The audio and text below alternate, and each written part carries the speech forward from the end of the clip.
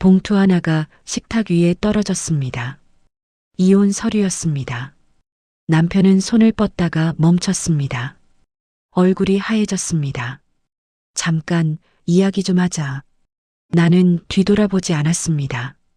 이미 다 말했어. 기록으로. 같은 날 오전 경찰 조사실에서 한 여자가 고개를 숙이고 있었습니다. 복권 가게를 운영하던 여자였습니다. 그리고 그 옆 방에서는 내 남편의 사촌이 수사관 앞에 앉아 목소리를 높이고 있었습니다. 아버님이 원하셨다니까요. 수사관은 천천히 서류를 밀었습니다. 원하셨다면 왜 항상 같은 ATM, 같은 시간, 같은 방식입니까? 사촌은 말문이 막혔습니다. 이 모든 일의 시작은 아버지의 지갑에서 나온 로또 한 장이었습니다. 그리고 그 로또 아래에 적혀 있던 문장 하나. 당첨되면 가족한테 말하지 마세요. 먼저 뺏어갑니다. 누가 아버지한테 그 말을 했을까요? 그 말을 믿게 된 아버지는 어떻게 됐을까요? 그리고 아버지 곁에서 로또를 권하던 사람들의 진짜 목적은 무엇이었을까요? 오늘 이야기는 로또 당첨 이야기가 아닙니다. 약해진 사람의 삶을 노리는 사람들이 어떻게 움직이는지, 그리고 딸 한 명이 어떻게 그 구조를 끊어냈는지에 대한 이야기입니다. 실화를 바탕으로 재구성했습니다. 등장인물의 이름과 일부 상황은 개인정보 보호를 위해 변경했습니다. 처음 이 영상을 보시는 분들께 말씀드립니다. 지금 이 순간에도 어딘가에서 벌어지고 있는 일들입니다. 구독과 좋아요는 이런 이야기들이 더 많은 분들께 닿을 수 있도록 해줍니다. 그리고 지금 이 이야기 끝까지 들으셔야 합니다. 왜냐하면 이 사건에서 가장 충격적인 반전은 복권 가게 여자가 아니기 때문입니다. 그보다 훨씬 가까운 곳에 있었습니다. 자, 이제 시간을 되돌립니다. 아버지가 처음 그 말을 들은 곳은 동네 약국 앞이었습니다. 혈압약 타러 가는 길이었습니다. 아버지는 늘 약국 유리문에 붙은 작은 문구를 읽곤 했습니다. 꾸준히 드세요.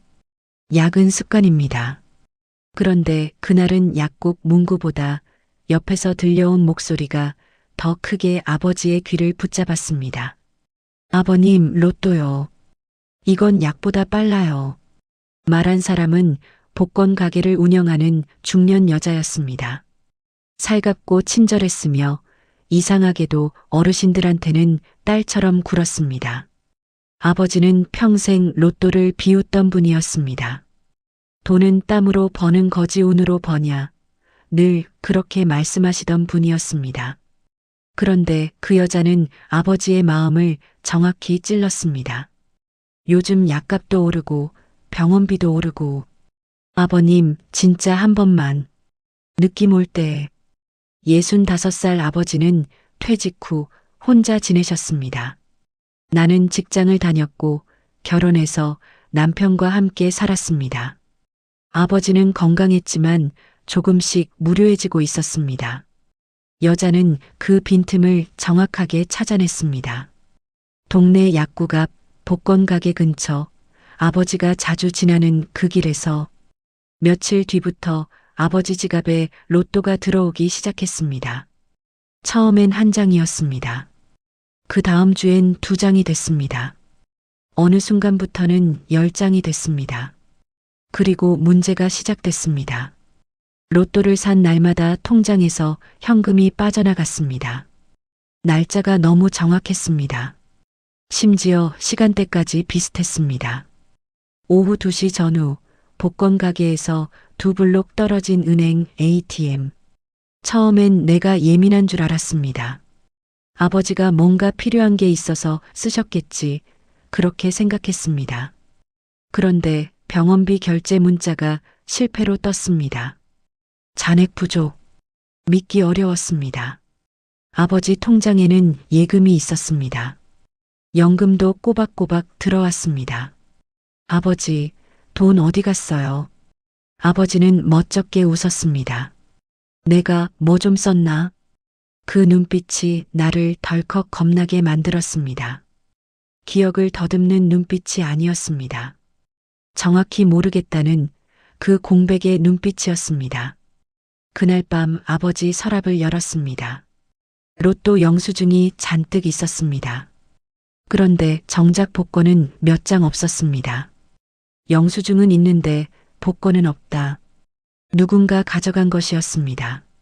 그리고 영수증 사이에서 작은 메모지 하나가 나왔습니다. 숫자 6개 아래에 문장이 적혀 있었습니다. 당첨되면 가족한테 말하지 마세요. 먼저 뺏어갑니다. 그 문장을 읽는 순간 나는 분노가 아니라 공포가 먼저 왔습니다. 누군가가 아버지 마음속에 가족은 적이라는 독을 심어놓고 있었습니다. 그리고 그 독은 약국에서 타오는 약보다 훨씬 빠르게 퍼지고 있었습니다. 나는 그날 결심했습니다. 다음 로또 구매일 아버지를 혼자 두지 않겠다고. 그런데 내가 미처 몰랐던 게 있었습니다. 이건 복권 가게 여자 혼자 하는 일이 아니었습니다. 그리고 그 안쪽에는 내가 가장 믿었던 사람이 있었습니다. 나는 아버지를 병원에 모시고 갔습니다. 치매 검사를 더 정밀하게 받자고 했습니다. 아버지는 내가 무슨 치매냐며 화를 냈습니다. 그런데 의사는 의외로 조용히 말했습니다. 기억력만으로 치매를 판단하면 놓칩니다. 초기에는 판단력이 먼저 흔들릴 수 있어요. 그 말이 이상하게 마음에 걸렸습니다. 아버지는 분명 기억이 완전히 망가진 사람 같지 않았습니다. 길을 잃지 않았습니다. 이름을 잊지 않았습니다. 그런데 선택이 이상했습니다. 평생 하던 방식을 갑자기 뒤집고 모르는 사람 말을 쉽게 믿고 오늘은 꼭 된다는 감각에 매달렸습니다. 검사 결과는 경도인지장의 가능성이었습니다. 아직 확정 치매는 아니지만 위험 구간이라는 의미였습니다. 의사는 생활관리와 약 처방을 이야기했습니다. 나는 그보다 더 중요한 질문을 던졌습니다. 이럴 때 돈 관리가 흔들릴 수도 있나요? 의사는 돌려 말하지 않았습니다. 충동 조절이나 위험 판단이 약해지면 예전엔 안 하던 소비를 시작할 수 있어요. 특히 누군가 곁에서 좋은 기회라고 계속 불을 붙이면요. 집으로 돌아오는 차 안에서 아버지가 말했습니다. 그 사람은 나쁜 사람이 아니야. 내 사정을 잘 알아. 그 사람. 나는 조용히 물었습니다. 누군데요? 아버지는 잠깐 멈췄습니다. 이름이 바로 나오지 않았습니다. 동네에서 자주 보는 은행 근처에서 복권 가게에서도 말이 흐려졌습니다. 그런데 딱 하나는 분명했습니다. 그 사람은 아버지에게 계속 이런 말을 했다는 것이었습니다. 아버님, 당첨되면 가족한테는 말하지 마세요. 먼저 뺏어갑니다. 나는 그 문장을 2번째로 들었습니다.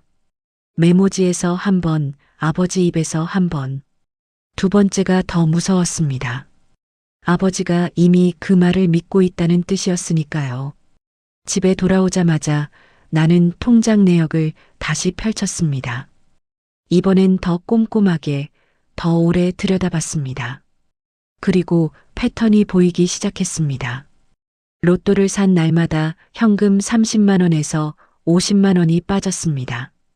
그리고 그 다음 날엔 소액 이체가 2~3번씩 이어졌습니다. 현금을 만들고 그 현금을 다른 어딘가로 흘려보내는 흐름이었습니다. 마치 누군가가 설계한 것처럼. 더 소름 끼친 건 출금 ATM이었습니다. 매번 같은 곳이었습니다. 우리 집 근처도 아니고 시장 근처도 아니었습니다. 복권 가게에서 2블록 떨어진 은행 ATM. 그 동선을 아는 사람이 함께 움직인 것이었습니다. 아버지 지갑에는 로또가 늘었지만 서랍에 쌓여야 할 복권은 몇 장 없었습니다. 영수증은 있는데 복권이 없다. 누군가 회수해 가고 있었습니다. 보관해 준다는 명목으로. 나는 그제야 전체 그림을 봤습니다. 아버지는 로또를 삽니다. 그 자리에서 현금을 인출합니다. 복권은 그 사람이 가져갑니다. 그리고 다음 날 이체로 돈이 빠져나갑니다. 이건 취미가 아닙니다. 이건 설계된 돈길입니다. 그런데 여기서 한 가지가 더 걸렸습니다. 소액 이체를 받는 계좌. 낯선 계좌가 아니었습니다. 이름이 낯익었습니다. 나는 그 이름을 보고 숨이 잠깐 멎었습니다. 남편의 사촌이었습니다. 그 순간부터 나는 확신했습니다. 이건 바깥에서만 벌어지는 일이 아닙니다. 안에서도 누군가가 움직이고 있습니다. 그리고 그 안이 내 집이라는 사실이 복권 가게 여자보다 훨씬 더 나를 흔들었습니다. 나는 이틀 뒤 로또 구매일을 기다렸습니다. 이번엔 아버지 혼자 보내지 않을 것이었습니다. 그리고 그날 처음으로 모든 것이 한꺼번에 눈앞에 펼쳐졌습니다. 로또 구매일 아침 나는 아버지에게 말했습니다. 오늘은 제가 같이 갈게요. 아버지는 싫다는 듯 잠깐 머뭇거렸습니다. 그런데 끝내 고개를 끄덕였습니다. 우리는 함께 집을 나섰습니다. 복권 가게 앞에 도착했을 때 여자는 기다렸다는 듯 등장했습니다. 너무 자연스러웠습니다. 아버님, 오늘 느낌 오시죠? 그녀는 아버지 팔을 살짝 잡으며 반겼습니다. 그러다 나를 보자 표정이 딱 1초 굳었습니다. 그리고 곧바로 웃었습니다. 따님이세요. 제가 아버님 혼자 다니시면 위험해서요. 어르신들 요즘 사기 많잖아요. 사기. 그 말을 사기꾼들이 제일 많이 씁니다. 나는 아무것도 모르는 척 웃었습니다. 아, 그러시구나. 감사해요. 그러면서 여자의 손과 가방을 눈에 담았습니다. 가방 옆구리에 달린 작은 파우치, 그 속에서 플라스틱 케이스가 살짝 보였습니다. 통장이나 카드를 넣는 크기였습니다. 아버지는 복권을 10장 샀습니다. 예전의 아버지라면 상상도 못할 일이었습니다. 여자는 옆에서 오늘은 10장이 딱이에요 하며 은근히 부추겼습니다. 계산이 끝나자 여자가 아무렇지 않게 말했습니다. 아버님, 은행 들렀다 가시죠. 지난번처럼요. 지난번처럼. 그 말에 나는 몸이 굳었습니다. 은행은 루틴이었습니다. 그리고 그 루틴의 핵심은 현금이었습니다. 나는 웃으며 끼어들었습니다. 제가 대신 해드릴게요. 아버지 오늘 다리도 아프신데. 여자의 미소가 조금 금이 갔습니다. 아, 아니에요. 제가 익숙해서. 아버님도 저랑 가는 게 편하시죠? 아버지는 잠깐 머뭇거리다가 그녀 쪽으로 몸을 틀었습니다. 그 순간이었습니다. 다른 사람이 나타난 게 형수님, 여기서 뵈네요. 남편 사촌이었습니다. 나는 얼굴을 보는 순간 심장이 내려앉았습니다. 그는 너무 자연스러웠습니다. 아버지 어깨를 툭 치며 웃었습니다. 아버님, 저번에 말씀드린 거 있죠? 서류만 정리하면 딸 걱정 안 끼치고 제가 알아서 관리해 드릴게요. 그리고 그는 가방에서 종이를 꺼냈습니다. 위임장 비슷한 양식이었습니다. 이미 이름이 일부 적혀 있었습니다. 아버지 이름이었습니다. 아버님, 여기 도장 한 번만 찍어주세요. 그냥 관리 위임이에요. 요즘 딸들 바쁘잖아요. 나는 손끝이 떨렸습니다. 이게 내가 원하던 증거였지만 보고 싶지 않은 장면이었습니다. 아버지는 종이를 들여다보며 멍해졌습니다. 판단이 멈춘 얼굴이었습니다. 그때 복권 가게 여자가 옆에서 거들었습니다. 맞아요, 아버님. 딸은 다 돈 챙길 생각이라니까요. 나는 참지 못했습니다. 종이를 낚아채듯 빼앗았습니다. 지금 뭐 하시는 거예요? 남편 사촌은 웃었습니다. 형수님, 왜 이렇게 예민하세요? 아버님이 원하셔서요. 그 말이 사람을 미치게 합니다. 당신이 원했다고 말하며 약해진 사람을 앞세우는 것. 나는 아버지를 붙잡고 말했습니다. 아버지, 절대 도장 찍지 마요. 그리고 사촌은 마지막으로 이렇게 말했습니다. 아버님, 딸 믿지 마세요. 나중에 요양원 보내요. 그 한마디가 내 분노에 불을 붙였습니다. 그리고 아버지는 나를 바라보지 않고 사촌 쪽으로 천천히 고개를 돌렸습니다. 그 작은 움직임 하나가 돌아오는 길 내내 내 가슴을 무너뜨렸습니다. 집에 들어서자마자 나는 침착한 척 했습니다. 아버지 앞에서 무너지면 딸도 감정적이다. 라는 프레임에 갇힐까봐. 하지만 내 몸은 이미 한계였습니다. 아버지는 소파에 앉아 멍하니 TV를 보다가 말했습니다. 그 사람들은 나를 도와준다잖아. 나는 웃어야 했습니다. 그래요, 아버지. 오늘은 쉬어요. 그리고 화장실로 들어갔습니다. 문을 잠갔습니다. 손이 저절로 입을 막았습니다. 소리가 새어나갈까봐. 무릎이 꺾였습니다. 바닥에 주저앉았습니다. 그때였습니다. 아버지 목소리가 문 너머로 들렸습니다. 너도 내 돈 때문에 이러는 거냐? 그 말이 심장을 꺾었습니다. 독이 이미 들어가 있었습니다. 그것도 아주 깊이. 나는 바닥에 앉아 베개도 없이 손으로 입을 막은 채 처음으로 소리내 울었습니다. 그 울음은 슬픔이 아니었습니다. 배신이었습니다. 그리고 그 배신은 복권 가게 여자도 남편 사촌도 아닌 아버지의 의심에서 왔습니다. 나는 거울을 봤습니다. 눈이 붉었습니다. 숨을 삼키며 거실로 나갔습니다. 남편은 평소처럼 무슨 일이야? 라고 물었습니다. 너무 자연스러워서 오히려 섬뜩했습니다. 나는 조용히 말했습니다. 당신 사촌이 오늘 아버지한테 도장 찍으래. 남편의 눈이 아주 잠깐 흔들렸습니다. 정말 잠깐이었습니다. 그게 전부였습니다. 그런데 그 흔들림이 내 심장을 확 찔렀습니다. 왜? 사촌이 그런 걸 들고 다녀. 남편은 얼버무렸습니다. 아버님이 부탁했겠지. 그 말이 내 눈물보다 더 차가웠습니다. 그날 밤 나는 잠을 못 잤습니다. 남편은 일찍 잠들었습니다. 숨소리가 규칙적이었습니다. 아무 일도 없는 사람처럼. 나는 그 숨소리를 들으며 천장을 바라봤습니다. 눈이 감기지 않았습니다. 새벽 2시쯤이었습니다. 나는 조용히 이불을 걷고 일어났습니다. 아버지 방으로 갔습니다. 문을 살짝 열었습니다. 아버지는 깊이 잠들어 계셨습니다.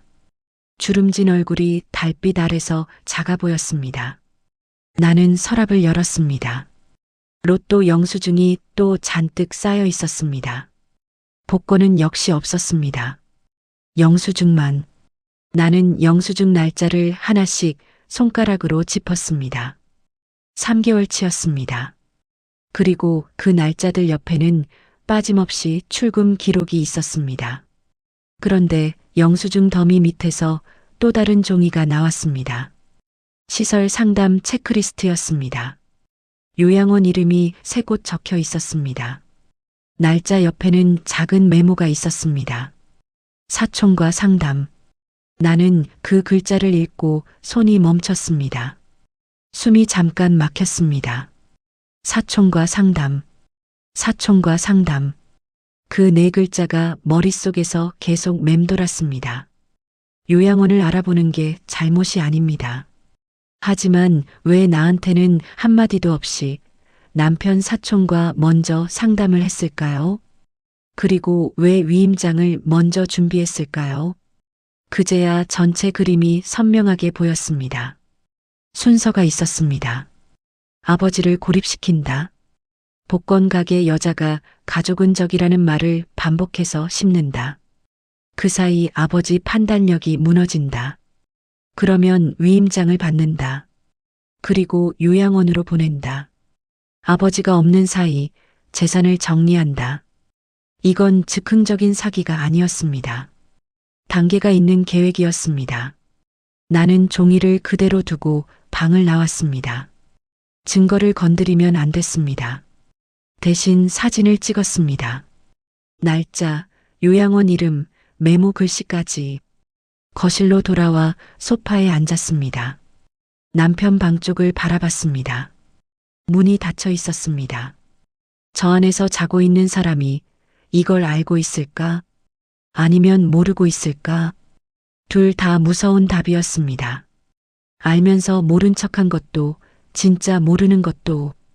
나는 그날 새벽 내내 생각했습니다. 내가 지금 싸워야 하는 건 어디서부터일까? 바깥의 복권 가게 여자인가? 아내 남편 사촌인가? 아니면 그 사이에서 눈을 감고 있는 남편인가? 아침이 됐습니다. 남편이 일어나 아무렇지 않게 밥을 먹었습니다. 나는 마주 앉아 밥을 먹었습니다. 아무 말도 하지 않았습니다. 남편도 아무 말이 없었습니다. 그 침묵이 이상하게 무거웠습니다. 밥을 다 먹고 남편이 샤워하러 들어갔습니다. 그때 남편 휴대폰이 식탁 위에 있었습니다. 화면이 잠깐 켜지며 알림이 떴습니다. 나는 손을 뻗지 않았습니다. 그냥 봤습니다. 사촌과의 대화방이었습니다. 메시지 미리 보기가 보였습니다. 형, 아버님 요즘 좀 어때? 나는 그 알림을 보고 잠깐 멈췄습니다. 그리고 남편 샤워 소리가 이어지는 사이 화면을 눌렀습니다. 대화 내용이 펼쳐졌습니다. 날짜는 2달 전이었습니다. 사촌이 먼저 물었습니다. 형, 아버님 요즘 어떠셔? 남편의 답이 있었습니다. 솔직히 판단력이 많이 약해졌어. 딸이 예민해서 티 안 나게 해야 돼. 나는 손이 굳었습니다. 숨이 멎는 것 같았습니다. 2달 전, 내가 아직 아무것도 모르고 있을 때 남편은 이미 사촌에게 아버지 상태를 전달하고 있었습니다. 티 안 나게 해야 된다는 말까지 했습니다. 이건 방관이 아니었습니다. 처음부터 정보 제공자였습니다. 화면을 덮었습니다. 손이 떨렸습니다. 샤워 소리가 멈췄습니다. 나는 아무렇지 않은 얼굴로 식탁으로 돌아왔습니다. 남편이 나오며 말했습니다. 뭐해? 나는 조용히 말했습니다. 이게 뭐야? 휴대폰을 내밀었습니다. 대화 내용이 열려 있었습니다. 남편의 얼굴이 하얘졌습니다. 그러다 곧바로 변명했습니다. 그냥 도와주려고. 너 힘들어 하잖아. 도와준다. 그 단어가 또 나왔습니다. 나는 낮게 말했습니다. 도움은 도장을 강요하지 않아. 도움은 요양원 리스트를 몰래 만들지 않아. 도움은 티 안 나게 하지 않아. 남편은 입술을 깨물었습니다. 그러더니 갑자기 방향을 바꿨습니다. 너도 나중엔 아버지 요양원 보낼 거잖아. 그 말을 듣는 순간 나는 확실히 알았습니다. 남편도 같은 언어를 쓰고 있었습니다. 복권 가게 여자처럼, 사촌처럼. 딸은 결국 요양원 보낸다. 가족은 믿을 수 없다. 그 프레임을 남편도 쓰고 있었습니다. 나는 더 이상 말하지 않았습니다. 이제 남은 건 하나였습니다. 기록을 모아서 딱 한 번에 끝내야 했습니다. 감정으로 싸우면 집니다. 기록으로 싸워야 이깁니다. 기록은 거짓말을 못하니까. 나는 은행으로 갔습니다. 감정으로는 아무것도 증명할 수 없습니다. 분노로는 아무도 잡을 수 없습니다. 필요한 건 기록이었습니다. 기록은 거짓말을 못합니다. 창구 직원에게 침착하게 말했습니다. 아버지 명의 계좌에서 본인이 기억하지 못하는 이체가 반복되고 있습니다. 접속 기록을 확인하고 싶습니다. 은행은 개인정보 문제로 조심스러웠습니다. 하지만 보호자로서 절차를 밟으면 확인 가능한 범위가 있었습니다. 나는 그 범위 안에서 가장 중요한 단서를 얻었습니다. 이체는 집에서 이루어진 게 아니었습니다. 특정 장소의 기기에서 반복적으로 이루어졌습니다. 그 장소가 어디냐고 직접 물었습니다. 직원은 말할 수 없다고 했지만 우리 집 근처가 아니라는 건 확인해 줬습니다. 나는 그것만으로 충분했습니다. 남편 사촌이 운영하는 작은 사무실 근처라는 걸 나는 이미 짐작하고 있었으니까요. 그리고 출금 ATM은 매번 같은 곳이었습니다. 복권 가게 2블록 거리. 밖에서는 여자가 아버지를 데리고 ATM으로 갔습니다. 안에서는 사촌이 이체를 받았습니다. 밖과 안이 연결되어 있었습니다. 이제 남은 건 복권 가게 여자였습니다. 나는 아버지 없이 혼자 복권 가게로 갔습니다. 오후였습니다. 가게 안에서 여자는 나를 보자마자 표정을 굳혔습니다. 잠깐이었지만 분명했습니다. 나는 먼저 말을 꺼냈습니다. 아버지 복권 돌려주세요. 여자는 웃으며 되받았습니다. 무슨 말씀이세요? 저는 그런 거 맡은 적 없는데요. 나는 준비해 둔 걸 꺼냈습니다. 아버지와 함께 복권 가게에 갔던 날 조용히 켜두었던 녹음이었습니다. 지난번처럼 은행 들렀다 가시죠. 여자의 목소리였습니다.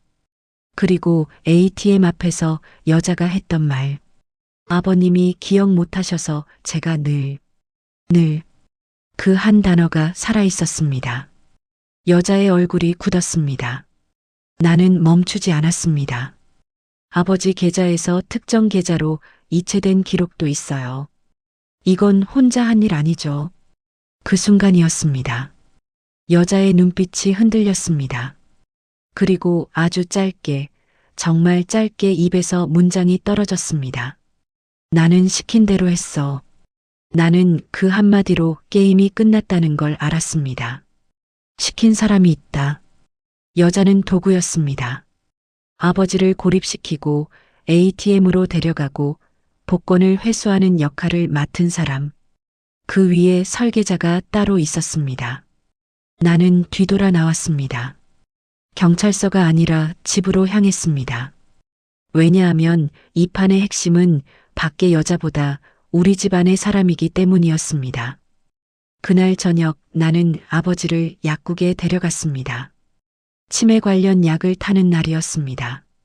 약사님이 봉투를 건네며 조용히 말했습니다. 요즘 어르신들, 약도 중요하지만요. 돈 관리와 동행 관리가 더 중요해요. 그 말이 마치 내 마음을 대신해 주는 것 같아 눈물이 핑 돌았습니다. 약 봉투를 받아들고 나오는 길이었습니다. 아버지가 갑자기 멈춰섰습니다. 딸아. 네, 아버지. 아버지는 한동안 말이 없었습니다. 그러다가 아주 조심스럽게 입을 열었습니다. 나 사실 그 사람들한테 이상하다고 했어. 처음에. 나는 걸음을 멈췄습니다. 아버지를 바라봤습니다. 아버지는 손을 떨며 말했습니다. 복권 가게에서 그 여자한테 내 딸 나쁜 사람 아니라고 했어. 그랬더니 그 여자가 뭐라고 했는지 알아? 딸들은 다 그래요. 처음엔 착한 척해요. 그리고 사촌한테도 한 번 말했습니다. 이거 이상한 것 같다고. 그러자 사촌이 웃으면서 말했습니다. 아버님, 요즘 치매 오셨나 봐요. 별걸 다 이상하다 하시네. 아버지는 고개를 숙이며 말했습니다. 그 말 듣고 나서 내가 틀린 줄 알았어. 그래서 입 다물었어. 나는 가슴이 무너졌습니다. 아버지는 저항했습니다. 그런데 치매라는 말 한마디에 스스로 입을 닫았습니다. 자기 판단을 포기했습니다. 그게 이 사람들이 노린 것이었습니다. 기억이 아니라 자존감을 무너뜨리는 것. 아버지는 마침내 가장 아픈 문장을 꺼냈습니다. 내가 바보가 된 것 같구나. 나는 그 자리에서 아버지 손을 꼭 잡았습니다. 목이 메었지만 참았습니다. 지금 무너지면 안 됐습니다. 아버지, 바보 아니에요. 아버지는 지금 아픈 거예요. 아픈 사람한테 약을 주듯이 아버지한테도 보호가 필요한 거예요. 아버지는 눈을 감았습니다. 그러더니 아주 낮은 목소리로 말했습니다. 나는 내가 날 미워할까봐 말 못했다. 왜요? 그 여자가 그러더라. 딸도 결국 날 요양원 보낼 거래. 그래서 나는 내 마음도 시험한 것 같아. 아버지가 나를 의심한 게 아니었습니다. 잃을까봐 두려워서 먼저 시험했던 거였습니다. 나는 아버지 손을 꼭 쥔 채 말했습니다. 아버지, 저 여기 있어요. 그 한마디가 전부였습니다. 그리고 그 한마디로 충분했습니다. 이제 마지막 절차만 남았습니다. 기록을 모았습니다. 녹음이 있었습니다.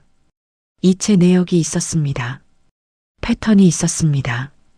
그리고 여자의 자백이 있었습니다. 시킨 대로 했어. 약국 처방처럼 정확하게 한 번에 끝낼 시간이었습니다. 나는 모든 자료를 정리했습니다. 로또 구매일과 출금 날짜, 일치표, ATM 위치 반복 기록, 이체 계좌와 접속 패턴, 복권 가게에서 녹음한 파일, 그리고 남편 휴대폰에서 본 메시지. 솔직히 판단력이 많이 약해졌어. 티 안 나게 해야 돼. 하나하나는 작아 보일 수 있습니다. 하지만 이것들이 모이면 흐름이 됩니다. 흐름은 의도를 증명합니다. 나는 경찰서에 갔습니다. 담당 수사관은 자료를 천천히 들여다봤습니다. 그리고 조용히 말했습니다. 진행해 보겠습니다. 조사가 시작됐습니다. 복권 가게 여자가 먼저 불려갔습니다. 처음엔 잡아댔습니다. 저는 도와드린 것뿐이에요. 어르신들 혼자 다니시면 위험하잖아요. 그런데 수사관이 녹음 파일을 틀었습니다. 아버님이 기억 못하셔서 제가 늘 여자의 목소리였습니다. 늘 그 한 단어가 다시 울렸습니다. 그리고 다른 피해자들이 줄줄이 나왔습니다. 똑같은 패턴이었습니다. 복권 가게 앞에서 말을 거는 것, 은행 동행, 현금 출금, 가족한테 말하지 마세요. 피해자는 한둘이 아니었습니다. 여자는 아버지 한 명만 노린 게 아니었습니다. 혼자 다니는 어르신들을 반복적으로 찾아다닌 것이었습니다. 규모가 드러나자 여자의 얼굴이 무너졌습니다. 남편 사촌은 달랐습니다. 조사실에 들어와서도 처음엔 당당했습니다. 아버님이 원하셔서 도와드린 거예요. 위임도 아버님이 먼저 말씀하셨고요. 그때 수사관이 서류를 내밀었습니다. 이체 날짜와 시간, ATM 출금 시간, 접속 기기 위치를 정리한 표였습니다. 원하셨다면 왜 항상 같은 ATM, 같은 시간, 같은 방식입니까? 사촌은 말문이 막혔습니다. 수사관이 말을 이었습니다. 그리고 어르신이 직접 인출하지 않은 날에도 이체가 발생했습니다. 이건 어떻게 설명하시겠습니까? 사촌은 고개를 숙였습니다. 결국 부당이득 반환 절차가 진행됐습니다. 계좌로 흘러간 돈은 일부라도 환수 명령이 떨어졌습니다. 그리고 사촌은 접근 금지에 준하는 조치로 아버지 주변에서 완전히 떼어냈습니다. 복권 가게 여자도 더 이상 아버지 동네 근처에 나타나지 않았습니다. 나는 집으로 돌아왔습니다. 남편은 거실 소파에 앉아 있었습니다. 나를 보자 먼저 말했습니다. 다 끝났어. 물음이 아니라 확인이었습니다. 나는 대답하지 않았습니다. 대신 식탁 앞에 앉았습니다. 남편이 말했습니다. 나는 몰랐어. 사촌이 그렇게까지 할 줄은. 나는 조용히 말했습니다. 알고 있었잖아. 판단력이 약해졌다고 먼저 전달했잖아. 남편은 입술을 깨물었습니다. 그냥 걱정이 돼서. 걱정? 그 단어가 또 나왔습니다. 도와준다, 걱정이 돼서. 이 사람들이 쓰는 단어는 늘 선의처럼 들렸습니다. 하지만 선의는 몰래 하지 않습니다. 나는 남편을 바라봤습니다. 오래 바라봤습니다. 그리고 말했습니다. 당신은 내 편이 아니었어. 남편은 아무 말도 하지 못했습니다. 변명도 반박도 나오지 않았습니다. 그 침묵이 모든 걸 말해줬습니다. 나는 미리 준비해둔 봉투를 꺼내 식탁 위에 올렸습니다. 남편은 봉투를 열었습니다. 손이 멈췄습니다. 이혼 서류였습니다. 잠깐, 이야기 좀 하자. 나는 뒤돌아보지 않았습니다. 이미 다 말했어. 기록으로. 그 말을 끝으로 나는 아버지 방으로 걸어갔습니다. 문을 열었습니다. 아버지는 창가에 앉아 계셨습니다. 저녁 햇살이 아버지 어깨 위로 내려앉고 있었습니다. 나는 조용히 옆에 앉았습니다. 아무 말도 하지 않았습니다. 아버지도 말이 없었습니다. 한참이 지나서 아버지가 먼저 말했습니다. 딸아, 나 때문에 고생했구나. 나는 고개를 저었습니다. 아버지 때문이 아니에요. 그러면 누구 때문이야? 나는 잠깐 생각했습니다. 그리고 말했습니다. 나쁜 사람들 때문이에요. 그리고 그 사람들을 일찍 못 본 나 때문이기도 해요. 아버지는 창밖을 바라보며 오래 있었습니다. 그러다가 말했습니다. 다음에 로또 사면 같이 사자. 한 장만. 당첨되면 너한테 제일 먼저 말할게. 나는 웃었습니다. 그 웃음이 오랫동안 참았던 것들을 조금 내려놓게 해줬습니다. 며칠이 지났습니다.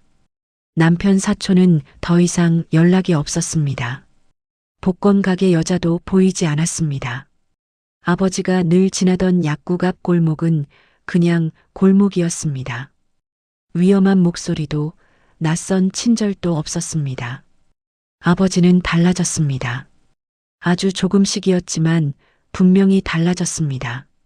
아침에 일어나면 스스로 약을 챙겼습니다. 약 봉투를 식탁 위에 올려놓고 물 한 컵을 따라 마셨습니다. 그리고 가끔 나에게 먼저 전화를 걸었습니다. 별말이 없어도 됐습니다. 밥 먹었냐, 날씨가 춥다, 그런 말들이면 충분했습니다. 어느 토요일 오후였습니다. 아버지가 나에게 전화를 했습니다. 딸아, 오늘 뭐해? 별일 없어요. 왜요? 잠깐 나올 수 있어. 나는 아버지 집으로 갔습니다. 아버지는 현관 앞에서 기다리고 있었습니다. 손에 뭔가를 들고 있었습니다. 가까이 가서 보니 지갑이었습니다. 어디 가요? 아버지는 씩 웃었습니다. 복권 가게. 나는 잠깐 멈췄습니다. 아버지는 말했습니다. 한 장만. 우리 둘이 같이 사자고. 나는 웃었습니다. 그리고 아버지 옆에 섰습니다. 우리는 나란히 걸었습니다. 예전에 아버지가 혼자 걷던 그 길을 이번엔 둘이 걸었습니다. 복권 가게 앞에 도착했습니다. 주인이 바뀌어 있었습니다. 새 주인은 조용하고 무덤덤했습니다. 아버지는 로또 한 장을 샀습니다. 딱 한 장이었습니다. 나오면서 아버지가 복권을 내밀었습니다. 내가 가지고 있어. 나는 잃어버릴 수도 있으니까. 나는 복권을 받아 지갑에 넣었습니다. 집으로 돌아오는 길에 아버지가 말했습니다. 당첨되면 제일 먼저 말해줄게. 나는 웃으며 말했습니다. 저도요. 아버지도 웃었습니다. 그 웃음이 예전 아버지 웃음처럼 단단해 보였습니다. 그날 저녁 나는 혼자 앉아 생각했습니다. 로또는 끝까지 당첨되지 않았습니다. 앞으로도 아마 당첨되지 않을 것입니다. 하지만 그게 중요한 게 아니었습니다. 이 이야기는 처음부터 로또 당첨 이야기가 아니었습니다. 누군가가 아버지에게 말했습니다. 가족은 믿지 마세요. 그들은 당신 돈을 뺏어갑니다. 그 말이 아버지 마음속에 독처럼 퍼졌습니다. 그리고 나는 그 독을 해독하는데 꽤 긴 시간이 필요했습니다. 독의 이름은 의심이었습니다. 해독제는 편이었습니다. 진짜 내 편 한 사람. 아버지는 그걸 찾는데 돌아왔고 나는 그 자리에 있었습니다. 인생 약국에서 우리가 찾는 약은 약국 서랍에 없을 때가 많습니다. 어떤 상처는 처방전이 아니라 사람으로 낫습니다.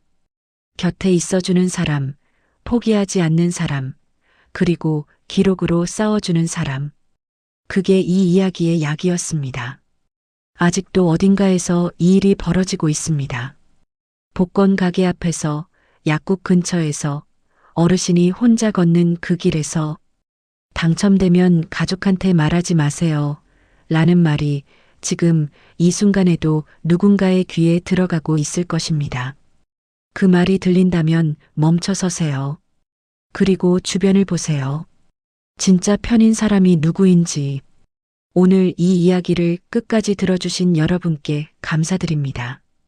혹시 여러분 주변에도 부모님이나 어르신이 갑자기 돈을 쓰는 방식이 달라졌거나 낯선 사람을 너무 쉽게 믿게 됐다고 느끼신 적 있으신가요?